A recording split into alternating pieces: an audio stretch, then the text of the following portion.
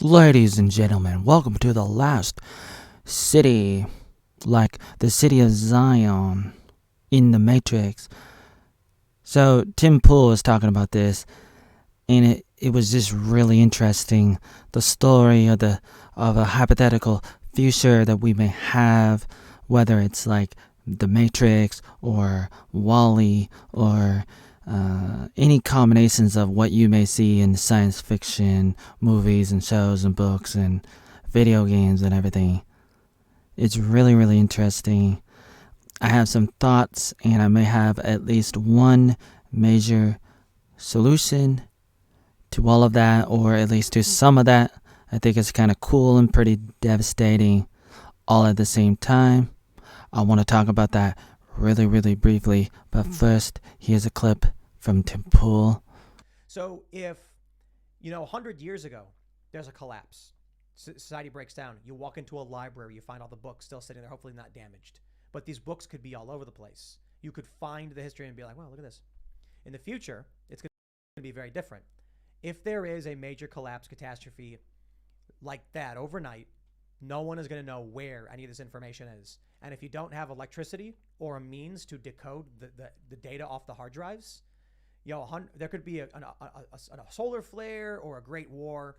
And let's say it's 150 years, and people are like looking at these mainframes going, the summation of human knowledge exists on these machines. It could teach us so much about the world and how to survive, but we can't get access to it because we lost that technology when the collapse happened. No books, no reading, nothing you can preserve. Maybe you'll get lucky and someone will figure it out. Anyway, I bring that up because the way it's going with censorship, that idea I had for a show, it's like the reason there was a last city, because those are the people who weren't allowed in. These are the descendants of the people who were banned from the metaverse and had to go and build their own economy somewhere else. So what I see happening with censorship, you're going to have people who get banned and they will find a way to engage in commerce. My dystopian future vision of it is a city of people living, because their descendants are forced to work and live in this alternate space, and then everyone else lives in the virtual reality. But I kind of think that's one direction we're going in. Maybe it won't be that bad. The reality of these things is these predictions typically don't pan out because within 20 years, technology will have changed so much, my prediction will make no sense.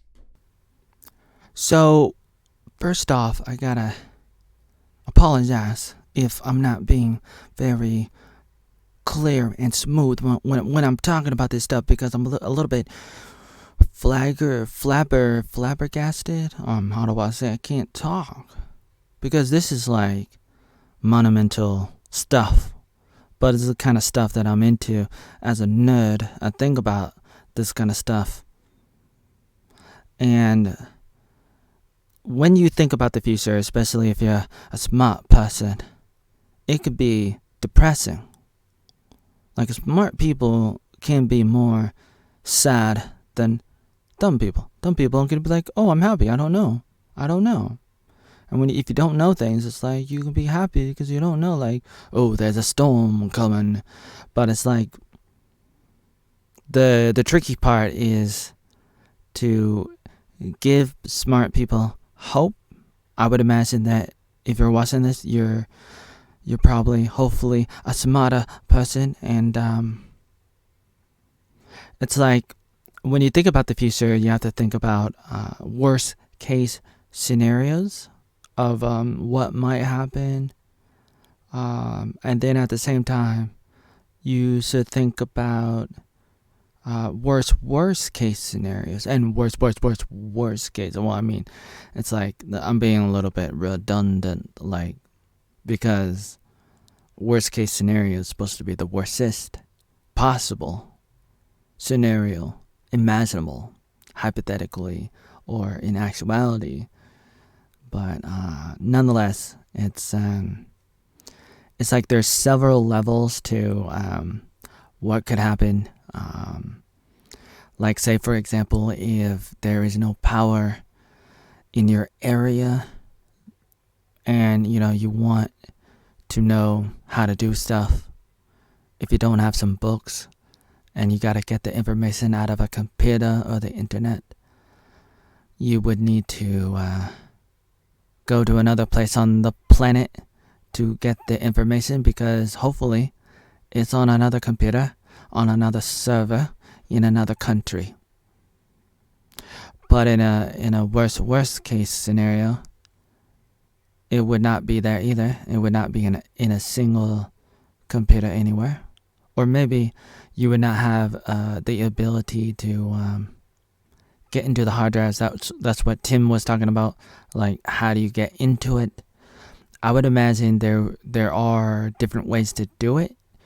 And the most important thing is, how do you generate enough power in order to get into the hard drives?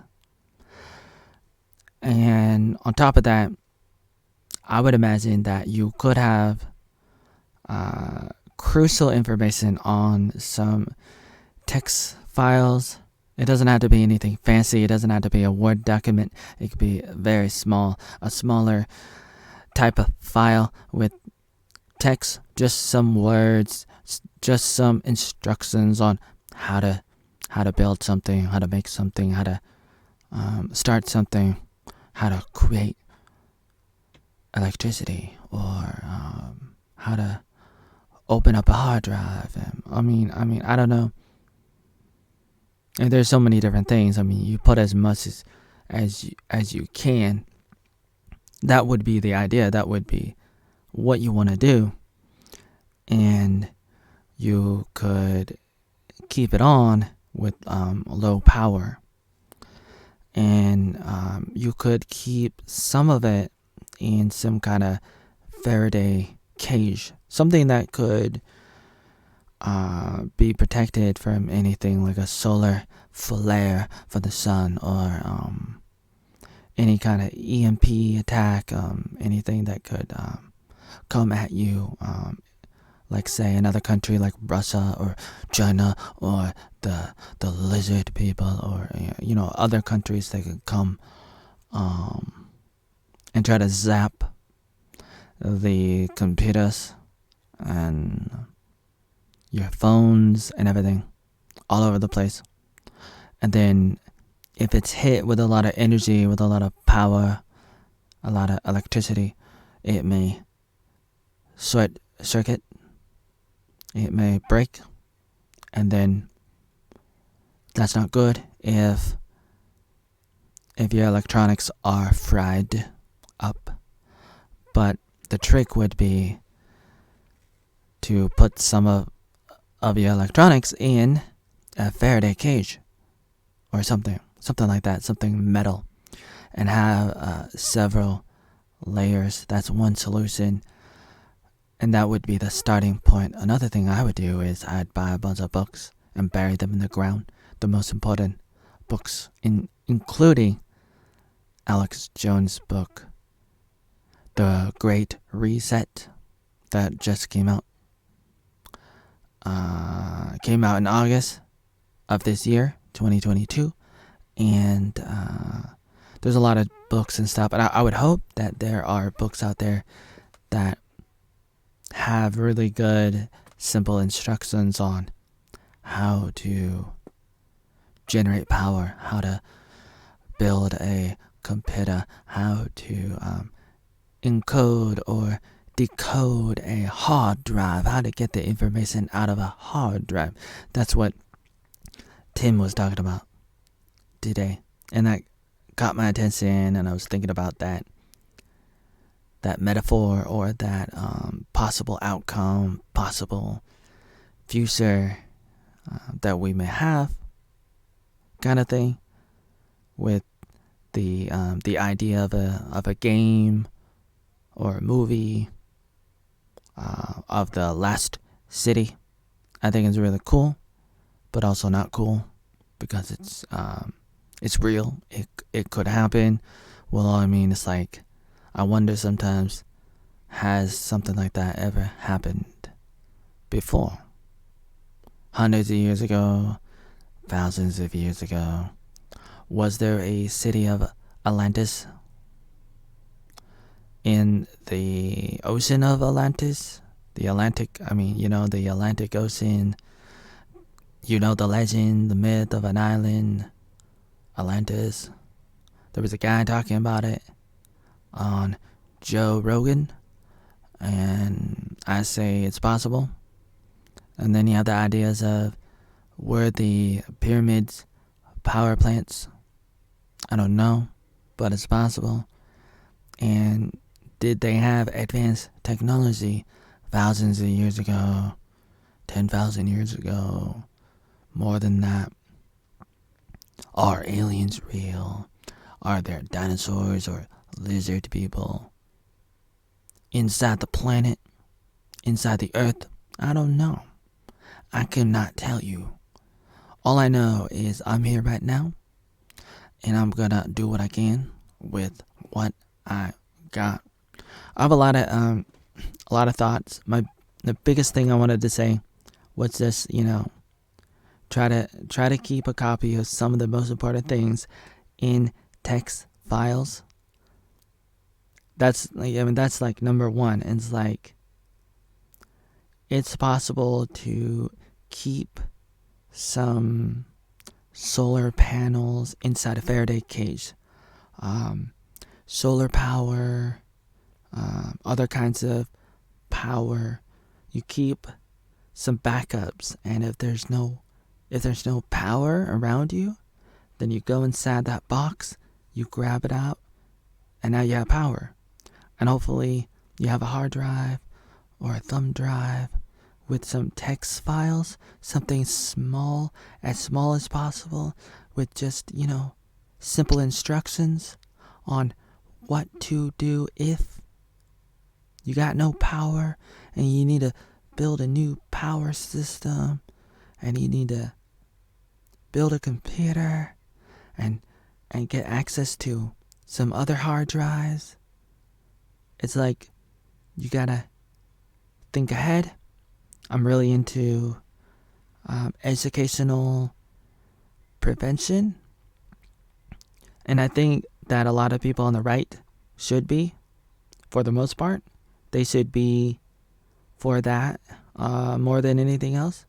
I would imagine that on the flip side, that the left is more for some kind of justice prevention, like some kind of what's the word for law enforcement or justice, and having that as the force of prevention, that you're not just educating people to try to prevent crimes from happening and bad things from happening. You literally come in with the police and the army and everything else, and you stop people from doing crimes and everything. You stop them before they do it. That's like the Minority Report movie, and probably Judge Dredd, and maybe a few other movies. They talk about that in a theoretical future, and it's like some people, or a lot of people, are pro that, whatever that is, like some kind of what's the word? I want to say justice prevention. I don't know if there's a better way to say it, to put it, but the idea is it's like the justice doing the prevention directly and getting involved, violating private property rights of people, just so that they could stop people from thought crimes and wrong speak and all those kinds of things that you may see in that book, 1984. And some people are for that, and so they're for bigger government that could help stop the bad people before they do it. I'm against that. I would rather have justice correction, where you come in and you try to stop it after it happens. That's what I would want. Is simple. You do bad, and then we go and try to stop you. We take you to court, I believe in the theoretical value of having lawyers and judges and jurors in the court of law. A fair and honest and transparent trial. I want a trial. I don't want to be declared guilty and then maybe someday declared innocent. I want to be declared innocent. I want to be innocent until proven that I'm guilty in a court of law. Not a corporation trial. Like, I don't want some kind of technocracy like YouTube or Facebook deciding my fate. I want to go to an old-fashioned trial in person, not over Zoom. I mean, I guess you could do some stuff online. You could have some trials online, but I would prefer not to do that. I don't want to do that. I don't want to focus too much on that. And I believe in the value of doing things like going after criminals after they rob a bank, after they rob a store, after they do the crime. Then you try to stop them. Don't try to stop them before, because then that becomes a slippery slope to a lot of other things. That is devastating for the soul and the mind and everything for society. I don't like that. I don't want that. So, I believe in classical liberalism for people to do what they want to do. In other words, I want to leave you alone as much as possible, as much as I can. That is the theory. That is my desire. To be like, you do you, I do me. Like, if you have a how do I say? If you have land, I want you to do what you want to do. I mean, you do whatever you do on your land, and you stay on your side of the line of the private property, and you do whatever you want, and I do whatever I want. The problem is when we come in contact, and then if there's some kind of dispute, then that's when you need some kind of judge, you need some kind of court, you need some kind of trial to resolve the conflict. The conflict. When there's a conflict, you gotta somehow resolve it, but not until after there's a conflict. Too often people are like, we gotta solve the conflict before the conflict even happens in the first place. And that's not really a conflict unless if it's a conflict. And if it is a conflict, then it's a conflict. But if it's too theoretical and imaginary, then it's not really a real conflict. But I guess, in some cases you might still take the person to court for anything. You might try to sue the person for anything. I don't know, for something. Whether it's defamation or other things. And, copyright even. Don't get me started on copyright. Copyright. And patents and trademarks and everything. But it's like, there's a lot of value in that. And I believe in it. And it's funny that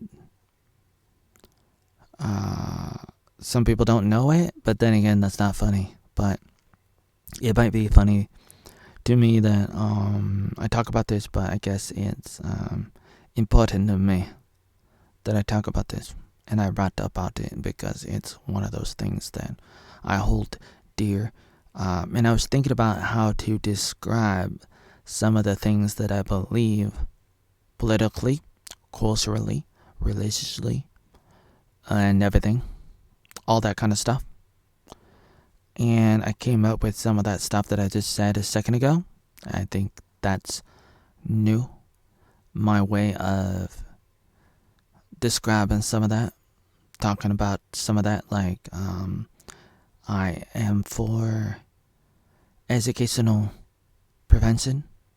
I believe in that, and I believe in judicial correction.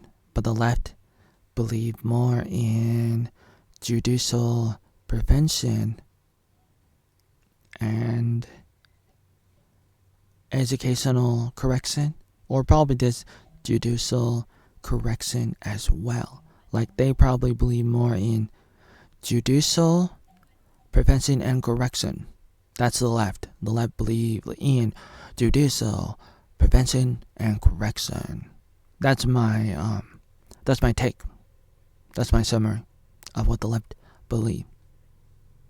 But this video is not really about all that stuff. It's more on what kind of future do we have and what do we do to try to stop it.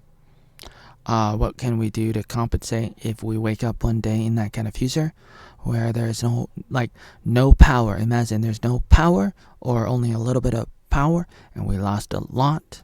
What do? I say the best thing you can do is try to